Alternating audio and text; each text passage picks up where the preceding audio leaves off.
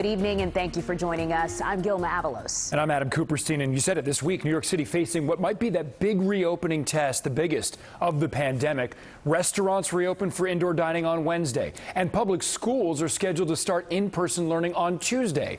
But both face major hurdles. And today, the union representing public school principals said that it has lost confidence in Mayor Bill de Blasio and schools chancellor Richard Carranza, and it wants the state to take over. Now, schools are supposed to welcome hundreds of thousands of students back into buildings.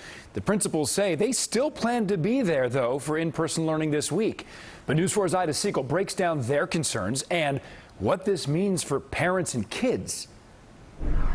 So yesterday, thank God. A Sunday night stroll for Frank Raphael and two of his three daughters tonight, gearing up for the start of in-person school this week.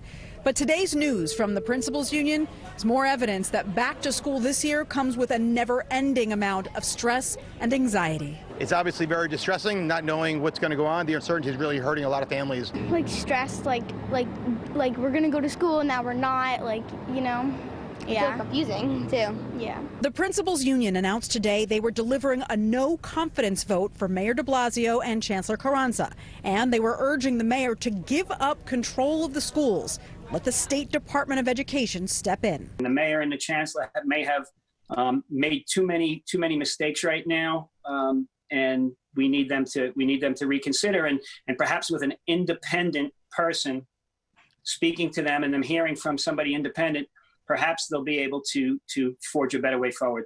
The vote was a unanimous decision based largely on the growing teacher shortage and constant changes made days before school is scheduled to begin.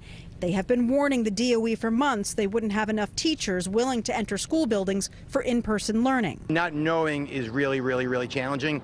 And I think, between the mayor, the governor, UFT, and now the principals, it's very disconcerting that they all often seem to be on different pages. The DOE said in a statement today, for the past 6 months, we've worked with our labor partners to navigate completely uncharted waters and accomplish our shared goal of serving students this fall. We'll continue this work to guarantee a safe, healthy, and successful opening for all. We certainly will continue to try to work to the best of our ability with the mayor and with the chancellor to make things better. But we just felt that we had to make a public statement at this point.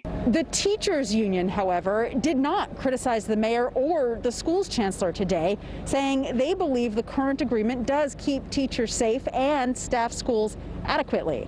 As of last week, 46% of students have chosen full remote learning. That's up from 42% the week before. Reporting from Bedford Park, Siegal, News 4, New York. Okay, we'll see how it goes this week. Now, new cases of COVID-19 are surging in Brooklyn and Queens. 8 neighborhoods could go back under lockdown as soon as Tuesday if the positivity rates continue to climb. That's what the city says. Right now, they're all over 3%. These here. Gravesend has the highest at nearly 7%. Health officials say that they may close non-essential businesses and limit gatherings to 10 people or less. But the rollbacks would only affect those specific neighborhoods. It's not clear how the lockdowns would be implemented. Tonight, an update on another COVID spike, this one in Rockland County. The positivity rate there is now the highest of any county in the state, up to 6.7% yesterday. And that is compared to a statewide rate of only 1.2%. Officials say over the last week, the majority of the new cases seem to have been centered in parts of Spring Valley and the ultra-Orthodox enclave of Muncie.